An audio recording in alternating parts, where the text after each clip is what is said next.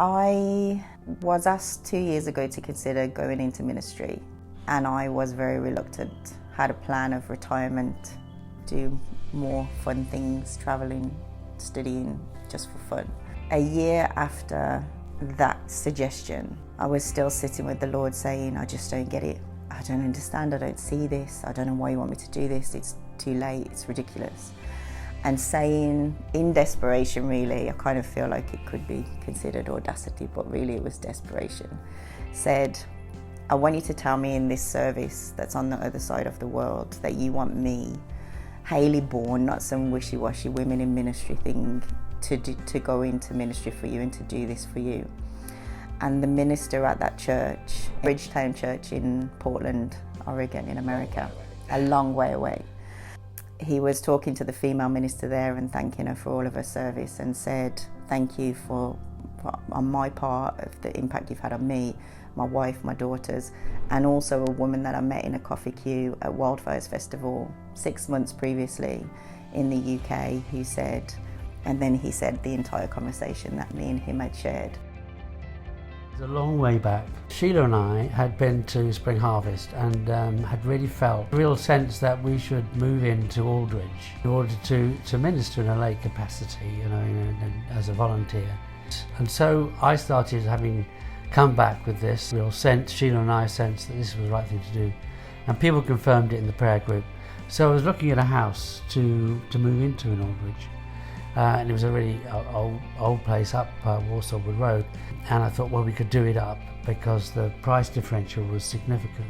Anyway, it didn't work out, to cut a long story short, and a whole year went by before we went to Spring Harvest a second time, and we really felt that God was saying to us then, you're not trusting me, and we came back and looked at this differently, and there was a house in Little Aston Road which had been on the market all that time, but it was 10 grand more than we could afford, and this is 30, 40 years ago, so that was a significant differential. So we went and had a look at it, and we, in faith, put a deposit down and said, well, okay, God, you do it. And he did. And we got letters through, checks come through the door from people who wanted to help bridge the gap. It was amazing. Amazing.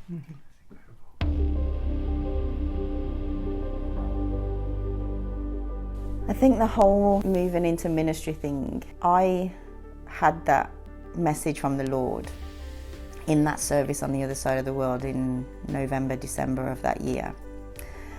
But I had already had so many messages to the point where David Lee was saying, how many more messages do you need? And the first time was at Wildfires Festival. I'd got up in the morning and gone to a women's talk about women in ministry. And a young girl had approached me afterwards who I'd never met before.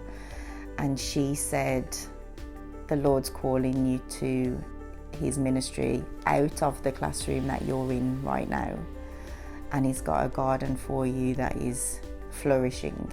And me very much thinking, nope, still nope, don't want to do this.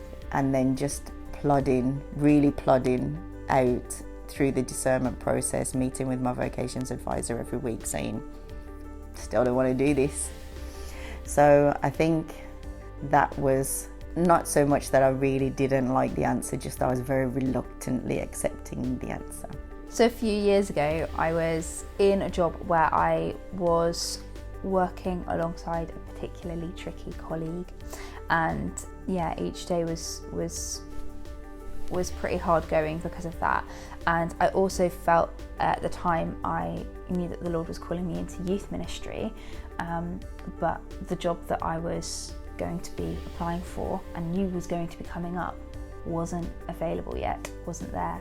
And so I was praying that God would take me out of the situation and that I wouldn't have to be in that workplace anymore. But actually God was saying wait, because I ended up staying in that same role, in that same place for months after that. It wasn't for months that the role then came up that I applied for, that then eventually I ended up moving into.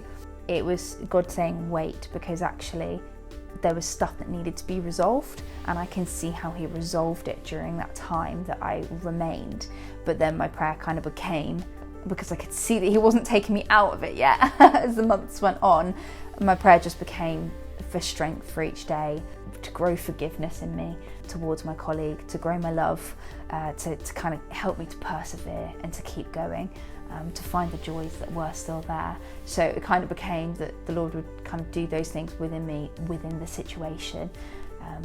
And I feel like that can so often be the case in our lives, where we want God to take us out of a situation, and he does sometimes do that, but also sometimes he grows us within it, and he does something in us within it or through us within it. So it was one of those moments. So I did not like that answer to prayer at all. I would have rather got out of the situation and moved on to the job that I wanted to be doing. But I can totally see how God was working in the middle of it now, in hindsight. Yeah.